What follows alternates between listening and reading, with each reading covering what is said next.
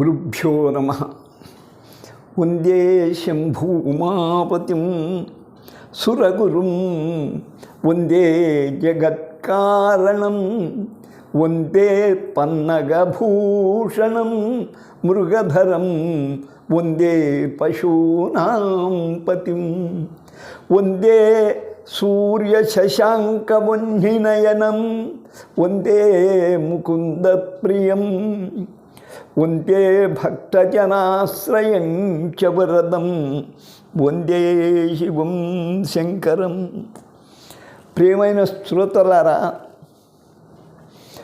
కొన్ని ఆటంకాలు జరుగుతూనే ఉన్నాయి. ఆమ్నాయ దీక్ష అయినాక మనం 3 చేసినాం. పున్నమని దాటి మళ్ళీ అమావాస్య కూడా దాటిపోయి 3 రోజులు 3 చేసినాం అంటే 15 రోజులు వేస్ట్ అయిపోయిందని. మరి కారణం ఇప్పుడు మళ్ళీ ఇక్కడ అమ్మ మీద సేవ మీద కొంచెం దృష్టి మరలించాం. కొన్ని విగ్రహాలు కదిలించడంతో రేపు పునఃప్రాణ ప్రతిష్ఠ ఉంది. ఆమ్నాయ దేవతలు లోపల అపసవ్యంగా ఉండేవి. ఇప్పుడు మళ్ళీ ఆమ్నాయ దేవతను సవ్యంగా కూడా ముద్రించి అవి లోపల పెట్టున్నాను. రేపు ప్రతిష్ఠ ఉంది. ఈ కారణాలతో కొన్ని అనివార్య పరిస్థితులతో ఇది వెనక్కే పోతూ ఉంది. సరే, దానికి క్షంతవ్యుణ్ణి ఎప్పుడు కూడా క్రమం అంటూ ఉండాలి. తప్పింది 18 రోజులకు 3 చేసినాము. సరే, మనం ఋగ్వేదంలో ఉన్నాం. మృత సంజీవిని వరకు అయిపోయింది, మృత్యుంజయం అయిపోయింది. ఇక నీలకంఠం అంటే అంతా శివుడే కదా స్వామి, ఎందుకు ఇలా మంత్రాలు భేదం ఉన్నాయి అంటే అవి అవతారాలు కాకుండా శివుని యొక్క లీలలు. విష్ణువు ఇంతకుముందు చెప్పాను, అవతరించడంతో కొన్ని దురవస్థలు ఎదుర్కోవాల్సి వచ్చింది. రామాయణంలో ఏమైనా ఆయనకు భార్యా సుఖం దక్కిందా? 10,000 ఏండ్లు జీవించిన వానికి పట్టుమని 10 నెలలు కాపురం చేసి ఉంటాడు అమ్మతో. అరణ్యవాసం 14 ఏండ్లు లేదు దీక్ష. వచ్చిన కొంతకాలం గర్భవతి అయింది, మళ్ళీ అడవుల పాలు, భూపతనం. అందుకై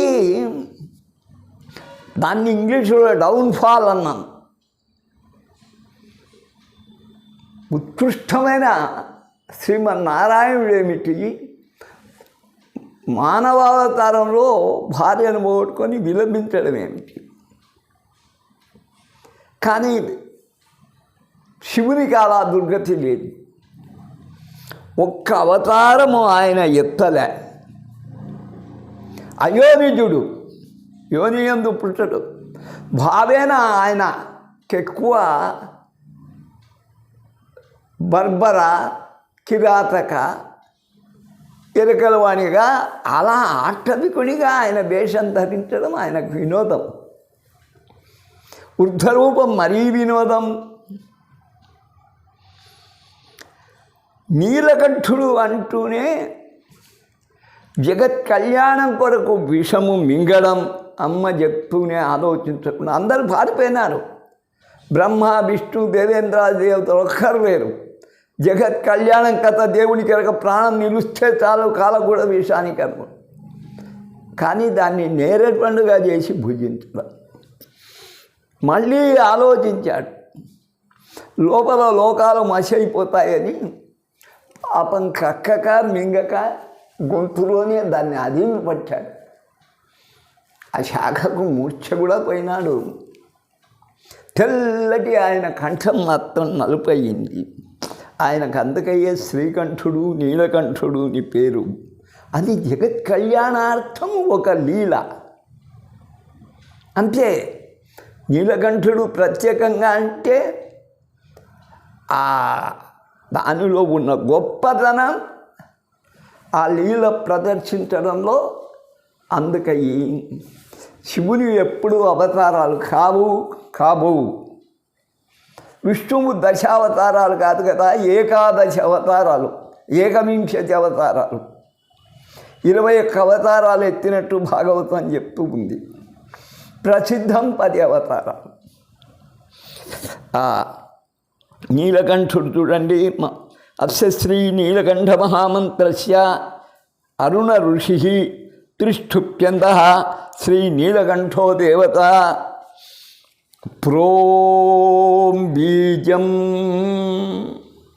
ఠం శక్తి హ్రీం కీలకం స్థావర జంగమ విషయద్వయ నివృత్త్యర్థే జపే వినియోగ. స్థావరాలకు అంటే చలించకుండా ఉండే వాటికి, చెట్లకు కూడా విషంగా కొన్ని రోగాలు సోకితే, వేరువుడుపులు కుడితే చెట్టే ఎండిపోతుంది. అలాగనే జంగమాలు ఉంటే మానవులు మొదలుకొని 2 కాళ్ళ జంతువులు, 4 కాళ్ళ జంతువులు, 8 కాళ్ళ జంతువుల వరకు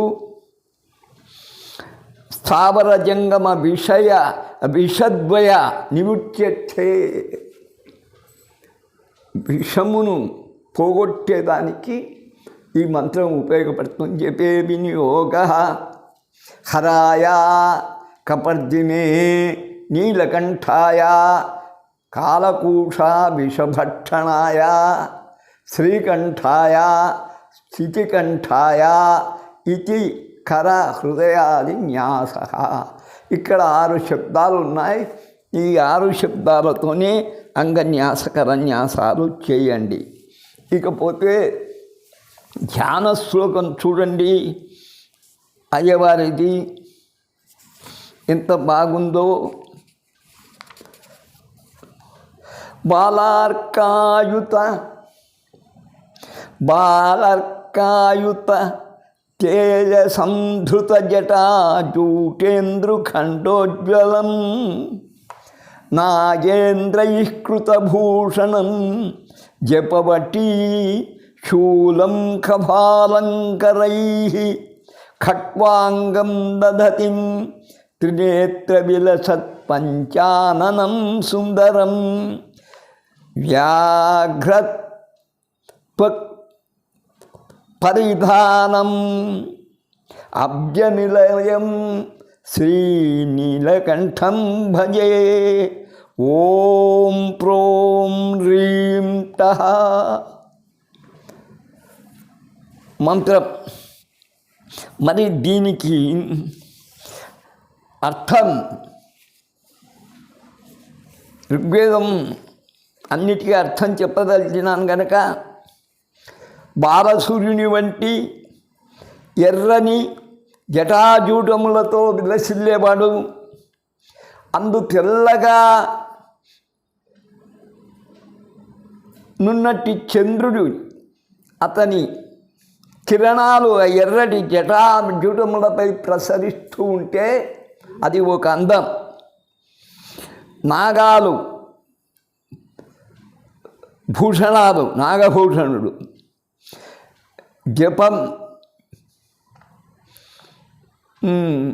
జపానికి పని వచ్చే జపమాల, శూలము, కభారము, ఖట్వాంగం, ఈ 4 ఆయుధాలు గలవాడు. త్రినేత్రం, 3 కన్నులు గలవాడు. పంచాననం సుందరం, 5 ముఖములు గలవాడు. మరి 10 ఆయుధాలు ఉండాలి. 4 ఆయుధాలు ఉన్నాయి. వ్యాఘ్ర చర్మము ధరించినవాడు, పద్మాసనం వేసుకున్నవాడు. అటువంటి నీలకంఠునికి నమస్కారం. ఇక్కడ గమనించవలసింది ఏమీ లేదు. ప్రోం హ్రీం ఠః, ప్రోం హ్రీం ఠః. ఈ మూడు. ప్రోం అంటేని పా, ఓకారము, రకారము, పకారము, ఓకారము, రకారము. అంటే పవిస్సు లాంటి, వజ్రాయుధం లాంటి, అగ్ని సమానమైనటువంటి ఉపాసనా బలం ప్రోంలో ఉంది. రీం కూడా నకార, ఈకార రకాలు ఉన్నాయి. ఇవి స్థావర జంగమాలకు, స్థావరాలకు వచ్చే వ్యాధులను పరిహరించేవి. ఇక ఠహ అని ఠారెత్తిపోయేట్టుగా, భయపెట్టేట్టుగా, తరిమి కొట్టేట్టుగా మంత్రం. ప్రోం హ్రీం టహ, ప్రోం హ్రీం టహ, ప్రోం హ్రీం టహ, అది మంత్రం. ఏ విషమైనా విరిగిపోతుంది. కాలకూట విషం విరగడం ఒక లెక్కన, అది పరమేశ్వరుంది. ఇక నీలకంఠాయ లోక కళ్యాణార్థం విషమును మృంగి కుక్షుని లోకమును నశించునని ఆ విషమును క్రక్కక మృంగక గొంతులు అని అదింపట్టాడు. దీనితో కంఠము నీలంగా మారిపోయింది, నీలకంఠుడయ్యాడు. ఈ విధంగా మీకంతా వివరించాను. ఇంకా మృత్యుంజయ మాల అని ఒకటి ఉంది. మృత్యుంజయ మంత్రం చెప్పాను, నీలకంఠం చెప్పాను. ఆ మాల ఏమిటో చూడండి. మాలా మంత్రం అంటే 20 అక్షరాలకు పైబడి ఉండేది. ఓం నమో భగవతి, భగవతే పురుషునికి, భగవతి స్త్రీకి, త్ర్యంబకాయ శూలపాణయే రుద్రాయ అమృతమూర్తయే మాం జీవయ జీవయ, మమ్మల్ని జీవింపజేయి, చంద్ర జటిలాయ చంద్రుడు మౌళి ఎందుగలవాడు, త్రిపురాంతకాయ హాం హీం రుద్రాయ రుజుస్థామ రుక్ యజుస్సామ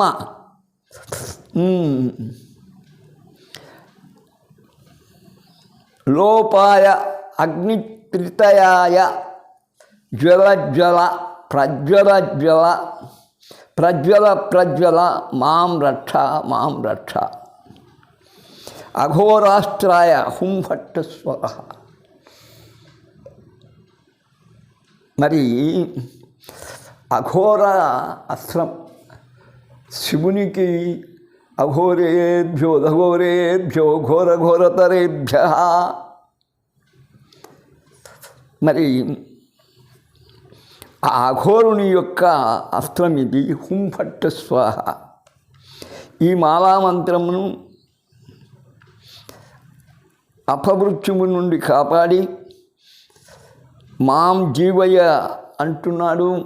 మమ్మల్ని రక్షించు, మా ప్రాణాలను నిలుపు, జ్వల ప్రజ్వల మాం రక్ష రక్ష. అఘోరాస్త్రాయ హుంఫట్ స్వాహ అని ఇవి ముఖ్య మంత్రం. అందుకని మళ్ళీ ప్రత్యేకంగా మృత్యుంజయ అని చెప్పినాక చెప్పవలసి వచ్చింది. ఇక జాతవేదుడు అస్య శ్రీ వైశ్వానర మహామంత్రస్య. అసలు వేదముల నుండి జాత పుట్టినవాడు. ప్రథమంగా చెట్టపట్టలు కట్టుకొని లేక దిగంబరుడై పశ్చిమాంసము తినే వానికి క్రమంగా నేర్పగలిగింది అగ్ని, భరద్వాజ మహర్షి. అందుకే ఈ వేదమునందు పుట్టడమే కాదు, వేద ప్రతిపాదితమైన యజ్ఞయాగాలలో ఆయన ప్రధాన పాత్ర వహిస్తాడు. ఆయనే తీసుకుపోయి దేవతలకు అన్నం పెడతాడు, మధ్యవర్తి. అందుకై అసలు ఆయన నుంచే వేదాలు పుట్టిండొచ్చు, స్వచ్ఛమైనవి. అస్య శ్రీ వైశ్వానర మహామంత్రస్య భృగు ఋషి భార్గవుడు, దైవీ గాయత్రీ ఛంద శ్రీ వైశ్వానరో దేవత రంబీజం స్వాహాశక్తి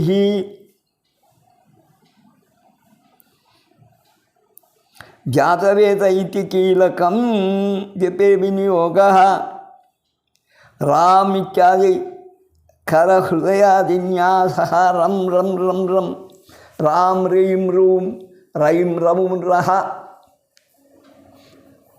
ఇది షడంగాలకు వినియోగించుకోండి. అగ్నిం త్రినేత్రం, బల విచిత్రంగా ఉంటుంది అగ్నిదేవుని రూపం. ఆయన కూడా శివునితో సమానుడే, భర్గుడు ప్రకాశించేవాడు, సూర్యుడు శివుడు వీళ్ళకంతా భర్గుడనే. అగ్నిం త్రినేత్రం అరుణం, ఎర్రనివాడు, పద్మస్థం పద్మం మీద కూర్చొని ఉంటాడు, శుక్లవాసనం తెల్లని వస్త్రం కట్టింటాడు, శక్తి పద్మ అభయవర హేమ అభయవర, శక్తి పద్మము అభయము వరద హస్తాలు గలవారు, హేమభూషాయుతం బంగారాభరణాలు గలవాడు. స్మరేత్ అని ఆయనకు చెప్పుకొని ఓం వైశ్వానర ఓం వైశ్వానర జాతవేద ఇహావహ, ఇహ ఆవహ, ఇక్కడికి రావయ్యా, ఇవే ప్రధాన మంత్రం. రోహితాక్ష, రోహితమైనటువంటి కన్నులు గలవాడు, సర్వకర్మాణి సాధయ సాధయ సాధయ స్వాహ. అగ్నికి జాతవేదుడు అని పేరు, ఆయనే వైశ్వానరుడు. రంబీజం స్వాహాశక్తి, జాతవేద అన్న పదం కల. రామ్ ఇత్యాదులు రామ్ రీం రూం అంగన్యాస కరన్యాసాలకు ఉపయోగపడతాయి. ఆయన అరుణవర్ణుడు, అగ్నినేత్రుడు, పద్మాసనస్థుడు, తెల్లని వస్త్రము, శక్తి పద్మము వృధాభయహస్తుడు, బంగారు ఆభరణములు గలవాడు. అట్టి అగ్నిని ధ్యానించి మంత్రమును చేసుకునవలే. ఓం వైశ్వానర జాతవేద ఇహావహ అంటే ఇక్కడికి రమ్ముని అర్థం. లోహితాక్ష, ఓ అగ్నిదేవా, సర్వకార్యాన్ని అని, సర్వకార్యములను సాధయ సాధయ సాధించి పెట్టయ్యా అన్నది అభ్యర్థన. జాతవేదుడనగా వేదములన్నింటికీ మూల పురుషుని తెలుసుకున్నవాడేను. వైశ్వానర అగ్ని జఠరమునందు ఉండి జీర్ణము చేయుచున్నది, ప్రాణుల రక్షించుతున్నది. ఇక్కడికి మళ్ళా మొదట స్త్రీ దైవతాలతో ప్రారంభమైంది ఋగ్వేదం. దాదాపు స్త్రీ దేవతతోనే మధ్య పురుషులు వచ్చారు, ముగుస్తూ ఉంది. ఆమె ప్రత్యంగిర. ప్రత్యంగిర ఉపాసకులు చాలా మహోగ్రులు, పట్టుబట్టి ఏ కార్యాన్నైనా సాధించగలరు. ప్రత్యంగిరకు 5 రూపాలు ఉన్నాయి, తెలుసుకుందాం. అస్య శ్రీ ప్రత్యంగిరా మహామంత్రస్య ప్రత్యంగిరా ఋషి. అంగీరసుడే దీనికి అసలు ఋషి. అంగిరసహ ఆంగిరుడు. అనుష్ఠుప్యంద సర్వ ఆపత్ ప్రతిహంత్రి, సర్వాపదలను ప్రతిఘటించున్నది. కృత్యా భగవతి, కృత్యా అని అమ్మకు పేరు. ప్రత్యంగిరా దేవత ఓం బీజం హ్రీం శక్తి సర్వదృష్టగ్రహాది పరకృత్య నివారణార్థే చెప్పే వినియోగ. మాకు చేతుబడి చేశారు, ఆ ప్రయోగం చేశారు. మానసిక రోగాలు కూడా కలవాళ్ళు కూడా ఈ మాటలు అంటుంటారు. వాళ్లకు భయాన్ని పోగొట్టి రక్షణ కూర్చి ధైర్యాన్ని ఇచ్చి మానసిక స్థితిని బాగుపరిచేది అమ్మే. హ్రీం మాం కల్పయతి నో రయ, హ్రీం ఓం. చూడండి అంగన్యాస కరన్యాసాలు ఎంత బాగున్నాయో. ఓం హ్రీం మాం కల్పయంతి నో అరయ, నహ అరయ. శత్రువులు లేకుండా కల్పయంతి చేయము. రెండోది ఓం హ్రీం క్రూరాం కృత్యాం హ్రీం ఓం. ఎంతటి క్రూర కృత్యమైనా ఆమె చేస్తుంది. శత్రువును నోట్లో వేసుకొని కరకర నమ్మలమంటే నమ్ముతుంది. హ్రీం అయినాక ఓం హ్రీం అని వధూమివ హ్రీం ఓం. వధువులాగా భార్యలాగా భర్తకి ఎలా సహకరిస్తుందో అలా ఓం హ్రీం తాం బ్రహ్మణాం. బ్రాహ్మణులకు హ్రీం ఓం ఆపన్నిర్నుత ఓం హ్రీం ఆపన్నిర్నుత హ్రీం ఓం. బ్రాహ్మణులకు అంటే కుల బ్రాహ్మణులని కాదు, బ్రహ్మజ్ఞానం గల వారికి ఆపద సంభవిస్తే సంపూర్తిగా తొలగిస్తుంది. ఓం హ్రీం ప్రత్యకర్తారా మృత్యతు. వారి శత్రువులను సంహరిస్తుంది. హ్రీం ఓం. అంగన్యాస కరన్యాసంలోనే ఆమె స్వభావం మనకు అర్థమైంది. సింహీం సింహముఖీం సఖీం భగవతః ప్రోత్పుల్లవక్త్రోజ్వలాం శూలస్థూల కపాలపాశఢమరు వ్యగ్రాగ్ర హస్తాంబుజాం దంష్ట్రాకోటి విశంకటాశకుహరాం ఆరక్తనేత్రత్రయీం బాలేందుద్యుతిమౌళికాం భగవతీం ప్రత్యంగిరాం భావయే. భగవతీం ప్రత్యంగిరా భావయే. ఓం మంత్రం. హ్రీం మాం కల్పయతి నో అరయః క్రూరాం కృత్యాం వధూమివ తాం బ్రాహ్మణాపన్నిర్నుతః. బ్రాహ్మణునికి వచ్చినటువంటి ఆపదలు ఇస్తుంది. ప్రత్యకర్తారం మృత్యతు. ఎదురు నిలిచిన వాడిని, భక్తునికి బ్రాహ్మణికి ఎదురు నిలిచిన వాడిని సంహరిస్తుంది. రాంబోం ప్రత్యంగిరా రూపంలో ఉగ్రహుత్య ఒకటి. సర్వాపద తొలగించుటలోను పరప్రయోగములను పరిహరించుటలోను ఈమె సిద్ధాస్తురాలు. మంత్రములోనే అంగన్యాస కరన్యాసాలలోనూ స్పష్టంగా ఆమె స్వభావం చెప్పబడింది. సింహముఖి, సింహి, సింహం లాంటి పరాక్రమం గలది. శూల కపాల పాశడమరు హస్త. కోటి దంష్ట్రలతో విశాలమైన గుహ వంటి కోటి కోరలు గుహలాగా ఉంటుంది ఆమె ముఖము నుండి. నరసింహస్వామిలాగానే కలది. చంద్రధారి భగవతి అయిన ప్రత్యంగిరకు నమస్కారం. ఈమె శత్రు నిర్మూలము కల్పింపబడిన క్రూర కృత్యాదేవత. వేద విధులకు ఏర్పడ ఆపద నిర్మూలించడేగాక వారి శత్రువులను మృత్యువు ప్రసాదించును. ఈట ఆపన్నిర్నుతః అని పాఠాంతరం గలదు. ప్రత్యంగిరా రూపము 5. వారి మంత్రములను అర్థములను మాత్రమే ఇచ్చుతున్నాను. అధర్వణ భద్రకాళి. భద్రకాళి అంటే క్షేమంకరంగా వచ్చేది. ఒక విధంగా సౌమీరాలో రామకృష్ణ పరమహంస కలకత్తాలో ఆరాధించింది భద్రకాళిని. అలాగనే కాళిదాసు ఆరాధించింది కూడా భద్రకాళిని. మళ్ళీ ఉగ్రకాళి కావాలంటే నువ్వు ఉజ్జయినికి వెళ్ళాలి. అప్సశ్రీ అధర్వణ భద్రకాళి మహామంత్రస్య ప్రత్యంగ ఋషి అధర్వవేదంలో ఉంది. అనుష్ఠుప్యంద్ర శ్రీ అధర్వణ భద్రకాళికా దేవత. క్షం బీజం హుం శక్తి ఫట్ కీలకం క్షం హుం ఫట్.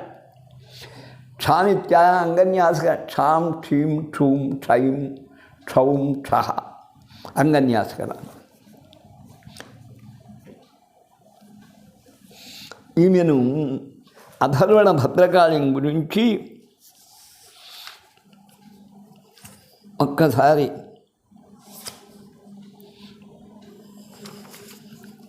తెలుసుకుందాం.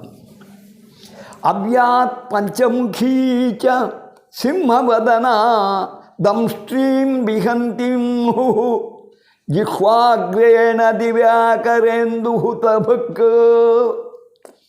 నాలుక తాతి ఆ నాలుకతో సూర్యచంద్రాది గ్రహాలను కూడా భక్షించగలదట. నేత్రత్రయోద్భాసిత. మరి సూర్యచంద్రులు ఆమెకు కన్నులు అని కూడా చెప్పుకోవచ్చు. శ్యామ నల్లగా ఉంటుంది భద్రకాళి. 20 బాహు 20 చేతులు, ఇటు 10 ఇటు 10. ఉగ్రవదనా జాగ్రద్విరుగ్రాయుధై. మరి 20 ఆయుధాలు భయంకరం. కృత్యాంకృంతతి కీర్తనీయ చరిత ప్రత్యంగిరా నిత్యస. హ్రీం ఠం భట్ట. హ్రీం ఠం భట్ట. జ్వాలాజిహ్వే కరాళదంశ్చే ప్రత్యంగిరే. ఆమె నాలుక తాకితే ఆ నోటి నుండి అగ్నిశిఖలు వెలబడుతుంటాయి, భయంకరమైన కూరలు. ఆ మంత్రమేమో ఠం హ్రీం హుం ఫట్, ఠం హ్రీం హుం ఫట్. ఇది భద్రకాళి. ఇంకా ఇప్పటికీ 2 అయినాయి. ఇక విరించి, రౌద్రి, నారాయణి, ప్రత్యంగిర మంత్రములు మాత్రమే తెలుసుకుందాం. ఐం హ్రీం శ్రీం, ఓం ఆం హ్రీం క్రీం, ఓం ఆం హ్రీం క్రోం, ఓం నమః కృష్ణవసనే సింహవదనే మహాభైరవి జ్వల జ్వాలాజిహ్వే కరాళవదనే ప్రత్యంగిరే క్ష్మాం ఓం నారాయణ ప్రత్యంగిర. ఘృణీ సూర్య ఆదిత్యాం ఆదిత్యోం సహస్రారహుం భట్టని బ్రహ్మద్విషోజహి బ్రాహ్మీ ప్రత్యంగిర. శ్రీపాదకాం పూజయామి తప్పామి నమః. ఐం హ్రీం శ్రీం ఓం హ్రీం హ్రేం భట్ట జ్వాలాజిహ్వే కరాళవదనే కాళరాత్రి ప్రత్యంగిరే. క్షోం క్షేం హ్రౌం హ్రైం నమః. తుభ్యం హన హన మాం రక్ష రక్ష మమ శత్రున్ భక్షయ భక్షయ హుం భట్ట స్వాహ. నారాయణీ ప్రత్యంగిర శ్రీపాదకాం పూజయామి తర్పయామి నమః. మరి నారాయణ మంత్రం ప్రయం చెప్పి బ్రహ్మకు చెప్పిన అంటే అవి గాయత్రి సంబంధించినటువంటి. గాయత్రి సూర్యునికి సంబంధించింది, బ్రహ్మదేవునికి సంబంధించింది. పోతే క్షాం ఓం నమో నారాయణాయ, ఓం ఘృణీ సూర్య ఆదిత్యోం. అదే మంత్రం మళ్ళీ చూడు. సహస్రారహుం ఫట్ సూర్యనారాయణ మంత్రములు. అవ బ్రహ్మద్విషోజహి బ్రాహ్మణ వేరులను సంహరించి బ్రాహ్మీ ప్రత్యంగిరగా పాడును. షోం షౌం రౌం హ్రైం అన్న బీజాక్షరములను మాం రక్ష రక్ష మమ శత్రువుం భక్షయ భక్షయ హుం పట్టు స్వాహ అన్నది నారాయణి ప్రత్యంగిర మంత్రం. కృష్ణవసనే సింహ సహస్రసింహిని సహస్రవదన 1000 సింహముఖములు గలది. అగు కాళరాత్రి ప్రత్యంగిర. ఈమె పరసైన్య పరయంత్ర పరతంత్ర విధ్వంసిని భూతదమని అని మంత్రమును కోరుతూ సర్వ విద్యలు అనగా పరవిద్యలను భేదించి శత్రువులను సంకెళ్లతో బంధించి మమ్మల్ని కాపాడమని రౌద్రీ ప్రత్యంగిరను వేడుతున్నాను. ఇదే ప్రత్యంగిర మాలగా కూడా ప్రసిద్ధికెక్కినది. అందుకని ప్రధానము ఆ 2 ఉగ్రకృత్య భద్రకాళి. మళ్ళీ బ్రాహ్మీ ప్రత్యంగిర, నారాయణీ ప్రత్యంగిర, రౌద్రీ ప్రత్యంగిర. 3 లక్షణాలు కలది. అంతా ఒకటే. ఆరాధించడం, వశం చేసుకోవడం. ఇక సమయ విద్య. అందుకే ఋగ్వేదం ఇక్కడికి ముగిస్తూ సమయాచారం అంటారు. మరి ఈ విద్యల కల్లా మూలాధార ఎవరు? ఆమెను మనం శరణు కోడదాం. కుండిక అట్టస్రక్, జలకుండి అట్టస్రక్, అబ్జ ఆఖ్య పద్మం, జ్ఞానముద్రా చతుష్టయీ పూర్వామ్నేశ్వరీ ధ్యేయ పీతా సృష్టిస్వరూపిణి.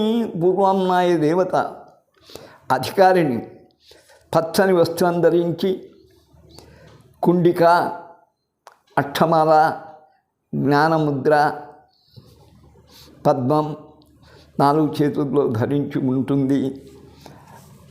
ఆమెకు ఊర్మిణి అని పేరు,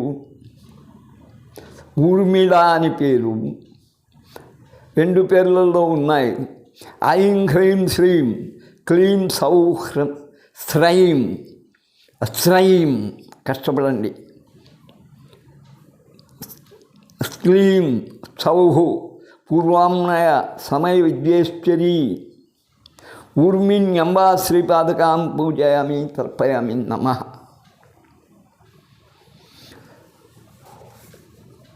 ఋగ్వేదము ప్రజ్ఞానం బ్రహ్మ అనే మహావాక్యాన్ని వినిపిస్తుంది. అయ్యా, జ్ఞానమే బ్రహ్మస్వరూపం. వీళ్ళంతా జ్ఞానదేవతలు. గణపతి కానీ, శుద్ధ విద్య కానీ, ప్రత్యంగిర కానీ, జాతవేదుడు కానీ, నీలకంఠుడు కానీ, కుమారస్వామి కానీ, బాల కానీ, వీళ్ళంతా కూడా విద్యాదేవతలు. అందుకని ఋగ్వేదం ఏం చెప్తుంది? ప్రజ్ఞానం బ్రహ్మ. బ్రహ్మ ఎక్కడో లేడు. ప్రకృష్ట విజ్ఞానం వేరు, సైన్స్.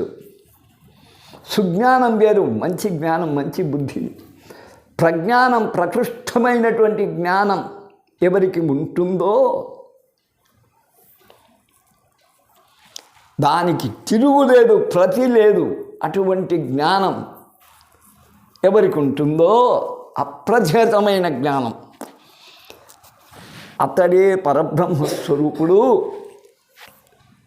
జ్ఞానము ముఖ్యం, మళ్ళీ అద్వైతం. ఎవడు ప్రజ్ఞానం సాధిస్తే వాడు మహారుషి కాగలుగుతాడు, మహాయోగి కాగలడు, మహాధ్యాని కాగలడు.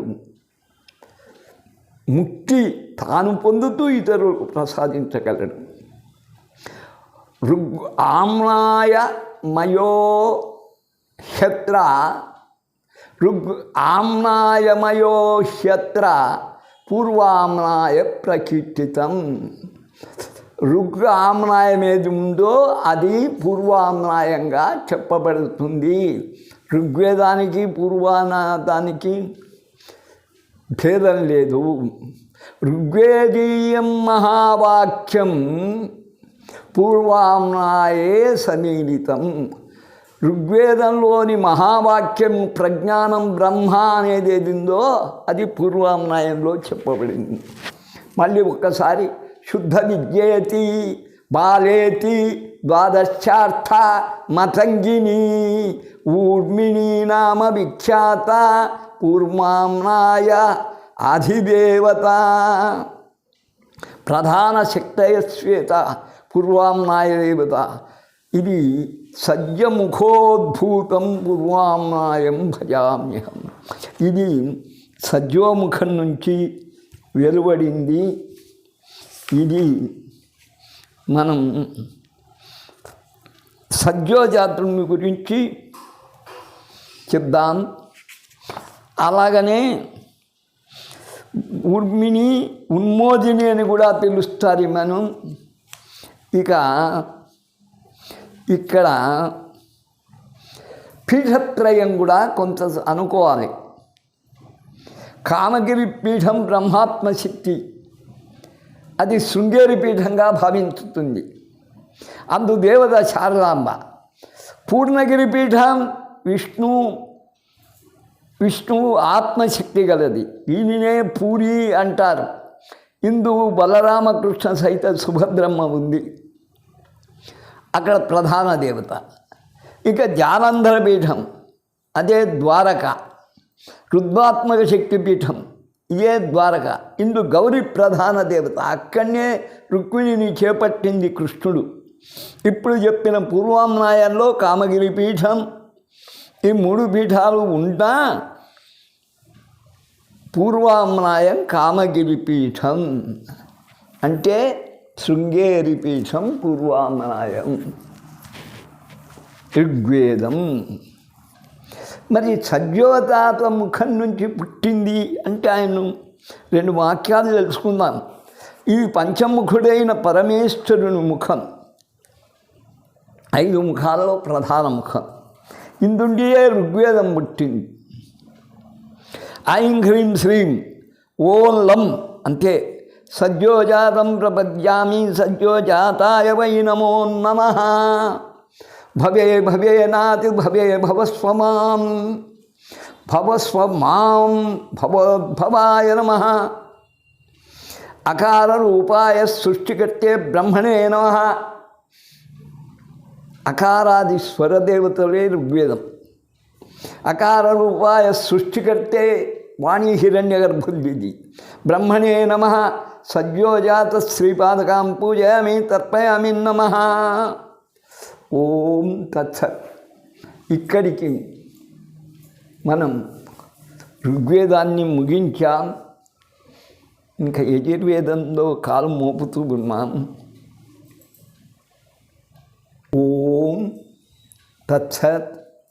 సర్వే జనాః సుఖినో భవంతు. రుక్కంటే ప్రార్థన.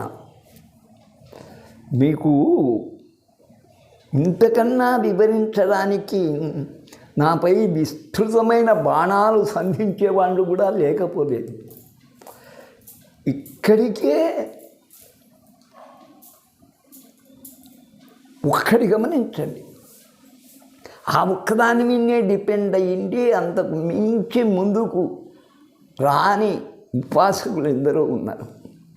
వాళ్ళు తెలుసుకుంది ఐంకార హ్రీంకార రహస్యయుక్త శ్రీంకార గూఢార్థమహావిభూత్య ఓంకార మర్మ ప్రతిపాదనేభ్యాం నమో నమో శ్రీ గురుపాదుకాభ్యాం. ఆ 3 అక్షరాల రహస్యం తెలియజేస్తే అతడే పరమ గురువుగా భావించారు.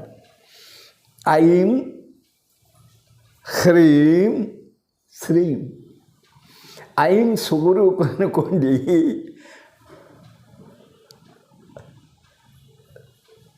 హ్రీం పరమగురు అనుకోండి, శ్రీం పరాత్పర గురువు అనుకోండి.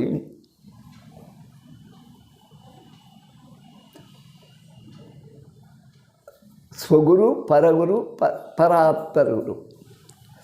పరమేష్ఠి గురుగా ఓంకార స్వరూపుడైన ఆ కామేశ్వరుణ్ణి భావించండి. వడబొస్తే వచ్చింది ఇదే. ఐం హ్రీం శ్రీం. మిగతా ఠహా ఎందుకు పుట్టింది? ఠారెత్తించడానికి, గుండె దడ పుట్టించడానికి. ఢాకిని ఎందుకు పుట్టింది? కంఠస్థలంలో ఉండి కరోనాను అదేపటి మళ్ళీ కరోనా వస్తూ ఉంది, జృంభిస్తుంది. ఒడిసి పట్టి అక్కడ శివుడు కాలకూట విషాన్ని ఎలాగ మింగేశాడో ఊపిరితిత్తులు చేరకుండా అది పెట్టేది ఢాకినీదేవి. ఆమె ఢాక గొప్పది. ఆ విధంగా దేవతలను ఇందరినీ ఎవరూ ఉపాసించలేరు. ఋగ్వేదంలో నేను అందరినీ ఉపాసించిన, కానీ మహార్థాంబ, అర్థాంబ, షష్ఠీ దేవత, ఆమెను ఉపాసించలేకపోయినా ఈరోజు కూడా. మరి ఏ రోజు కనికరిస్తుందో చూస్తాం. ఓం తత్సత్. యూట్యూబ్ శ్రోతలకు అందరికీ మరలా సాధ్యమైనంత వరకు ఈరోజుకు 20 ముగిసినాయి. మరి మిగతావి కూడా సూక్ష్మ రూపంగా మీకు అందిస్తాను. ఇక్కడికే 20 అయినాయి, ఇంకా 3 వేదాలు మిగిలిపోయినాయి. నిజంగా చెప్తే షడామ్నాయం అంటే ఇంకా 5 వేదాలు ఉన్నాయి. ఇంకా 20 ప్రకరణలు చేయాలంటే భవ్యకు ఓపిక ఉండాలి, నాకు తీరుబాటు ఉండాలి. చూస్తాం, సాగిన దగ్గరికి సాగుతుంది. ఓం తత్సత్. అయిపోయిందమ్మా.